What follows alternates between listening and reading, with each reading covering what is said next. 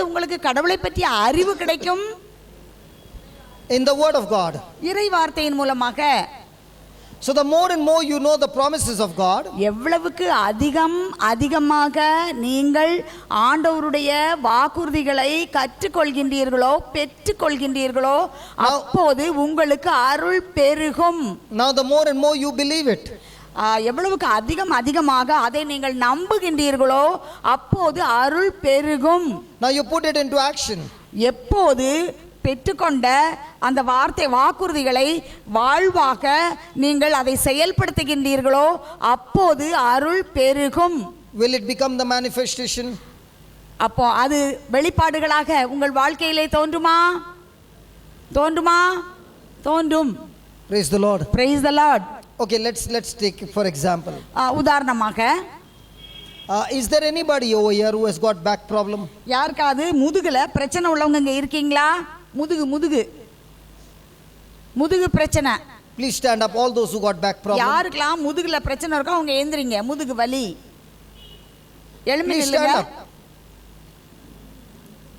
Quite a lot of people. நிறைய பேருக்கு இருக்குது முதுகுல வலி. Nobody on this side? இந்த பக்கம் யாருக்கும் முதுகு வலி இல்ல. Wow, this is the only side no back problem. இந்த பக்கம் ஒருத்தருக்கு வலி இல்ல, முதுகு நல்லா இருக்கு. Okay. சரி. Now we will use grace. நம்ம இப்ப அருளை பயன்படுத்த போகின்றோம். I'll read a passage for you. நான் உங்களுக்காக ஒரு பகுதியை வாசிக்க போகிறேன். And that will be the grace of God. அது ஆண்டவருடைய அருளாகும். Now you have to believe it. நீங்க அதை நம்பணும். Respond to it. அதுக்கு நீங்க செயல்படணும். It becomes your faith. அது உங்களுடைய விசுவாசமாக மாறும்.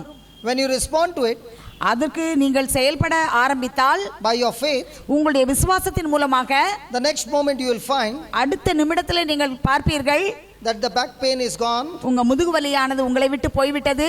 And your back is completely healed. உங்க முதுகு முற்றிலுமாக குணத்தை பெற்றுக்கொண்டது. You will say, is it so easy? நீங்க கேப்பீங்க, அது அவ்வளவு எளிதாக ஆகுமா என்று. When you have the knowledge of God, it becomes very easy. நீங்கள் ஆண்டவரை பற்றிய அறிவை பெற்றுக்கொண்டீர்கள் என்றால் அது எளிதாக மாறிவிடும்.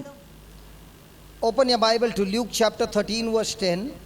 லூக்கா சுவிசேஷம் 13வது அதிகாரம் 10வது வசனத்தை உங்க பைபிள்ல எடுத்துக்கங்க.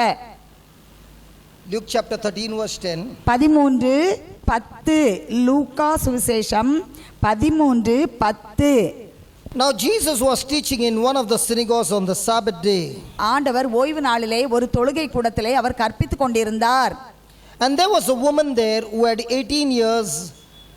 She had an infirmity caused by a spirit, a demon of sickness.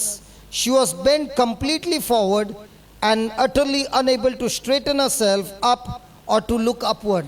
ஓய்வு நாளில் இயேசு தொழுகை கூடம் ஒன்றில் கற்பித்துக் கொண்டிருந்தார்.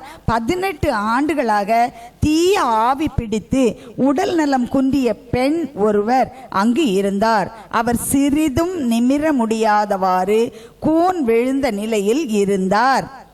When Jesus saw her, இயேசு அவரை கண்டு he called her to him அருகே கூப்பிட்டு and said to her, அவரிடம் கூறினார், woman, you are released from your infirmity.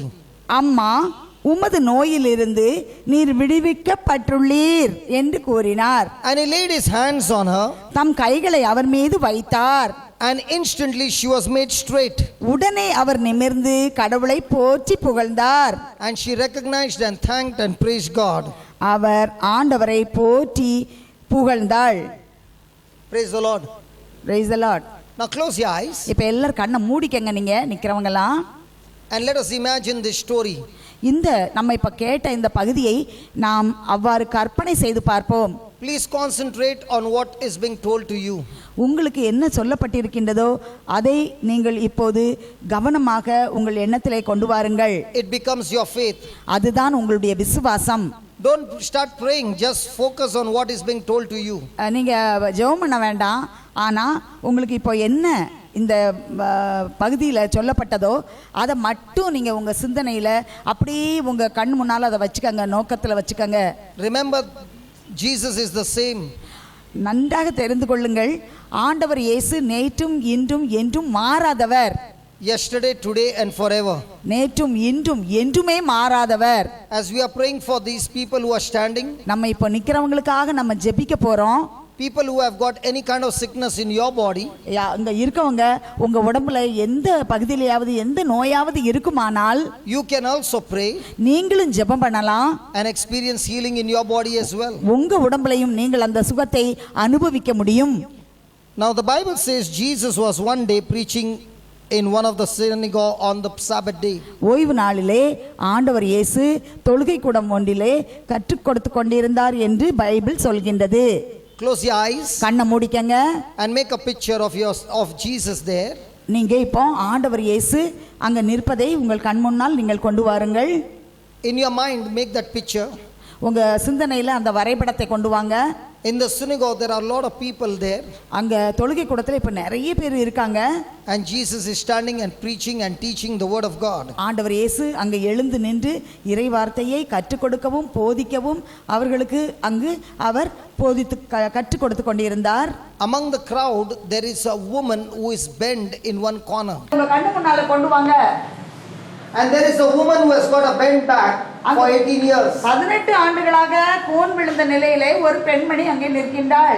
The Bible is saying she was sick because of a spirit of infirmity that had bound her body. Bible இவ்வாறு சொல்கின்றது, அவளை 18 ஆண்டுகளாக ஒரு தீய ஆவியானது கட்டி இவ்வாறு கூன் விழுந்த நிலையிலே வைத்திருந்தது என்று கூறுகிறது. Jesus called this woman to himself. ஆண்டவர் இயேசு அவராகவே அந்த பெண் அருகில் சென்று அழைக்கின்றார். And Jesus spoke these words to her. ஆண்டவர் இயேசு இந்த வார்த்தைகளை அந்த பெண்ணிடம் பேசுகின்றார். Woman, you are loosed of that infirmity. அம்மா, நீர் உமது நோயிலிருந்து இப்போது விடுவிக்கப்பட்டுள்ளீர். You are set free from that infirmity. அந்த உமது நோயிலிருந்து நீர் விடுவிக்கப்பட்டுள்ளீர். When Jesus said these words, ஆண்டவர் இந்த வார்த்தைகளை சொன்னபோது the infirmity fell from the body. அந்த பெண்ணின் உடம்பிலிருந்து அந்த குறைபாடு கீழே விழுந்தது. The Bible says the woman's back was made straight. Bible இவ்வாறு சொல்கின்றது, அந்த பெண்ணின் கூன் விழுந்த அந்த முதுகு நிமிர்ந்து நேராக மாறியது. She began to thank and praise God. அப்போது அவள் ஆண்டவருக்கு நன்றி செலுத்தி போற்றி புகழத் தொடங்கினாள். The same Jesus is coming towards you now. அதே ஆண்டவர் இயேசு உங்களை நோக்கி உங்கள் அருகிலே வருகிறார். He is talking to you now. இப்போது உங்களோடு பேசுகிறார். And he is saying to you, உங்களிடத்திலே சொல்கின்றார், my brother, என் சகோதரனே, my sister, என் சகோதரியே, you are set free from that infirmity right now. அந்த நோயிலிருந்து இப்போது நீர் விடுதலை செய்யப்பட்டுள்ளீர், குணத்தை பெற்றுக்கொண்டுள்ளீர். You are set free right now. இப்போது நீர் விடுதலையை பெற்றுக்கொண்டீர். The spirit of infirmity has fallen from your body. உன்னுடைய உடலில் இருந்து குறைபாட்டை கொண்டு வந்த தீய ஆவி விழுந்து விட்டது. In the name of Jesus, you are set free. ஆண்டவர் இயேசுவின் பெயரால் இப்போது நீ விடுதலையை பெற்றுக்கொண்டுள்ளாய். In the name of Jesus, you are healed now. ஆண்டவர் இயேசுவின் பெயரால் நீர் இப்போது குணத்தை பெற்றுக்கொண்டுள்ளாய். The woman, recognizing the healing, அந்த பெண் தான் குணம் பெற்றதை அறிந்தவளாக began to praise and thank God loudly. வாயை திறந்து சத்தமாக ஆண்டவரை போற்றி புகழத் தொடங்கினாள். If you believe for your healing, நீங்கள் உங்களுடைய சுகத்திற்காக ஜெபித்தீர்கள் என்றால் open your mouth and start praising and thanking God இப்போது loudly. நீங்கள் வாயை திறந்து ஆண்டவரை சத்தமாக போற்றி புகழுங்கள். The Bible says loudly. Bible இவ்வாறு சத்தமாக என்று கூறுகின்றது. Open your mouth and start praising and thanking God loudly. சத்தமாக ஆண்டவரை போற்றி நீங்கள் புகழுங்கள். Open your mouth and start praising and thanking God loudly. வாயை திறந்து நன்றி செலுத்துங்கள். வாயை திறந்து சத்தமாக நன்றி செலுத்துங்கள். Open your mouth and praise God loudly. வாயை திறந்து சத்தமாக ஆண்டவரை போற்றுங்கள். The grace of God is here. ஆண்டவருடைய ஆவியானவர் இங்கே இருக்கிறார். The grace of God is here. இங்கு ஆண்டவருடைய ஆவியானவர் இருக்கிறார். You respond with your faith. இப்போது விசுவாசத்தின் வழியாக நீங்கள் ஆண்டவரை புகழுங்கள். You have the access to the grace of God. ஆண்டவருடைய அருளை இப்போது நீங்கள் பெற்றுள்ளீர்கள். எனவே அவருக்கு நன்றி செலுத்துங்கள். By putting your faith in Jesus Christ. ஆண்டவர் இயேசுவின் மேல் உங்கள் விசுவாசத்தை வைத்து நன்றி செலுத்துங்கள். What happened on that day அந்த நாளிலே என்ன நடந்ததோ is happening right now. இப்போது நடக்கின்றது.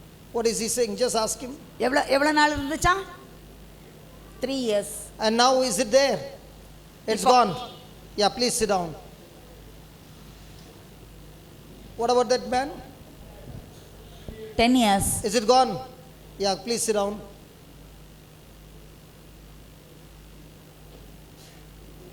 There were some others who were standing. Can you please stand சொல்லுங்க. up? 1 year. That's better. Please சரியாச்சா? God, sit down. There were so many of you standing. Please, can you stand up, please?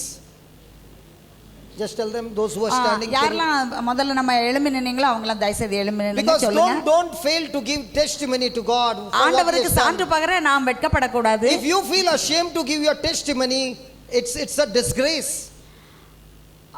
ஆண்டவருக்கு நாம் சான்று பகர நாம் தயங்கினோம் என்றால் அது ஆண்டவரை அவமதிப்பதாகும். How selfish can you be?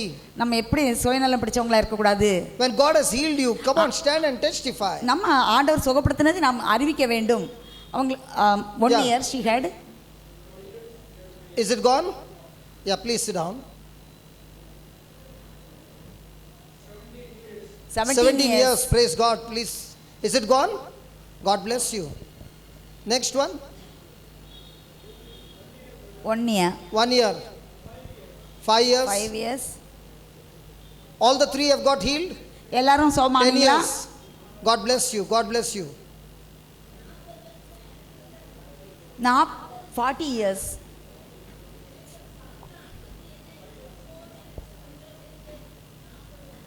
சரி இப்போ after 40 years. Look at this, Papa. After 40 years. 40 years she is healed. God bless you.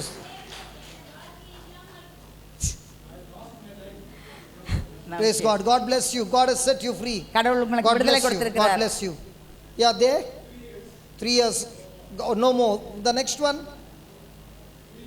3 years. No 3 more. years. Praise God. 5 years. 5 years. It's gone. God bless you. What about this mama who is standing in the passage?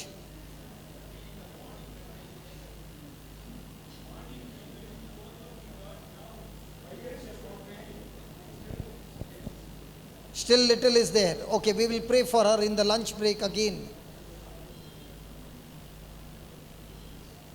Now a quick question. இப்போ ஒரு கேள்வி வேகமாக. So many people got healed. நிறைய பேருக்கு சுகம் கிடைச்சது. Now so many people got healed. நிறைய பேருக்கு சுகம் கிடைச்சது. Was it difficult? அது ரொம்ப கஷ்டமா இருந்துச்சா? கஷ்டமா இருந்ததா? How did they get healed? எப்படி அவங்களுக்கு வந்து சுகம் கிடைத்தது? We took a scripture from the Bible. பைபிள்ல இருந்து ஒரு பகுதியை நாம் எடுத்துக்கொண்டோம். We just believed that scripture. அந்த பகுதியை நாம் நம்பினோம். Now what God has given in the Bible is God's grace. கடவுள் இந்த பைபிளை கொடுத்திருப்பது அவருடைய அருள். When we responded to it, நாம் அதற்கு அதை அணுகி செல்லும்போது it became my faith. அது என்னுடைய விசுவாசமாக மாறுகின்றது. When grace and faith come together, there is always healing, deliverance, manifestation. அருளும் விசுவாசமும் இணைந்து செயல்படும்போது எப்போதுமே ஆசீர்வாதமும் விடுதலையும் குணமளித்தலும் நடைபெறுகின்றது. Hallelujah. Hallelujah. Can we give the Lord a big hand of praise for that? ஆண்டவருக்கு கரங்கள் தட்டி நாம் அவரை மகிமைப்படுத்துவோமா? Hallelujah. Hallelujah. Hallelujah. Hallelujah. You saw with your own eyes how quickly the Lord healed people. கண்ணாலேயே உங்க சொந்த கண்ணால நீங்க பாத்தீங்க கடவுள் எவ்வளவு வேகமாக அவர் குணப்படுத்தினார் என்று. Do you know what I like to teach? உங்களுக்கு தெரியுமா நான் என்ன சொல்லி கொடுக்க விரும்புகின்றேன் என்று? I always love to teach something that you can go home and practice it. நான் எப்பவுமே உங்களுக்கு எதை கற்றுக் கொடுக்க விரும்புகின்றேன் என்றால் நீங்க வீட்டுக்கு போன பிறகு எதை உங்களால் அதை நீங்கள் பயன்படுத்த முடியும், உங்கள் வாழ்க்கையிலே செயல்படுத்த முடியும், அப்படிப்பட்ட காரியங்களைத்தான் உங்களுக்கு கற்றுக் கொடுக்க எனக்கு விருப்பம். It is like you learning the formula. நீங்கள் இவ்வாறு ஒரு ஃபார்முலா, ஒரு சூத்திரம் அல்லது ஒரு வழிமுறையை நீங்கள் கற்றுக்கொள்கின்றீர்கள். Now you can say, Lord, if this passage of healing could heal the back, I'll go and look into the Bible, the different healings, take the same scripture, meditate on the same scripture, open my mouth and respond to that scripture. Healing is guaranteed. இன்று இந்த பகுதியிலே இத்தகைய Your pen is there? குணமளித்தலை நாம் பெற்றுக்கொண்டோம். அதுபோலத்தான் இந்த பைபிளிலே இவ்வாறு No, you continue. இவ்வாறு இந்த பைபிளிலே பல பகுதிகள் ஆண்டவர் குணமளித்த பகுதிகள் இருக்கின்றது. Just ask her அதை whether நான் she has got தேர்ந்து கொண்டு அதை நான் தியானித்து அந்த பகுதியிலே என்ன நோய் Is it still there? குணம் ஆகியிருக்கின்றதோ அதையே நானும் என்னுடைய விசுவாசத்தால் செயல்படுத்தும் போது, அவ்வாறு செய்யும் போது நானும் குணத்தை பெற்றுக்கொள்ள முடியும், மற்றவர்களுக்கும் குணமளிக்க முடியும், அவர்களும் குணத்தை பெற்றுக்கொள்வார்கள். எனவே தான் இவ்வாறு நான் உங்களுக்கு கற்றுக் கொடுக்கின்றேன். Close your eyes. Ask her to close her eyes.